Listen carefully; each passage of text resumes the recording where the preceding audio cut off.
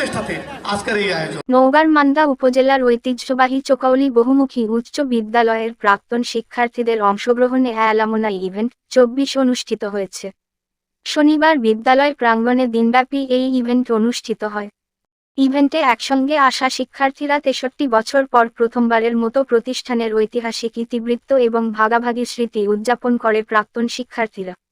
1991 সালে প্রতিষ্ঠিত চোকাউলী বহুমুখী উচ্চ বিদ্যালয় প্রতিষ্ঠিত হওয়ার পর এই প্রথমবারের মতো অনুষ্ঠিত হয় অ্যালামনাই ইভেন্ট।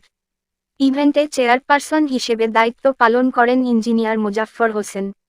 ইভেন্টে প্রধান অতিথি হিসেবে উপস্থিত ছিলেন বিদ্যালয়ের প্রতিষ্ঠাতা প্রথম প্রধান শিক্ষক মুহাম্মদ মফিজ উদ্দিন প্রমাণিক।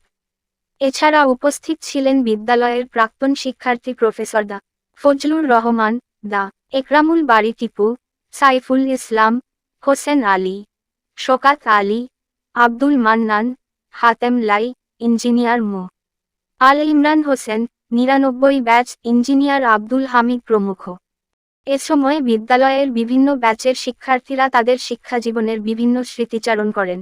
পরে একটি অ্যালামনাই অ্যাসোসিয়েশনের পূর্ণাঙ্গ একটি কমিটি গঠন করা হয়।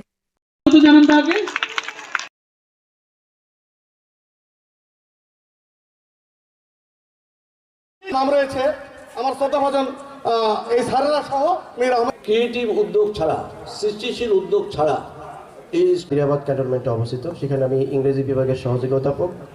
তিনজন অফিসারকে ডেকে বললেন যে এই সমস্যাটা 10 মিনিটের মধ্যে সমাধান চাই। মোবাইল নাম্বার ভিতরে করলেন, বলে ফিউচার কোনো সমস্যা হলে আসো। সো এটা হলো আমার মনে হয় এই জায়গা থেকে আমি মনে হয় সবাই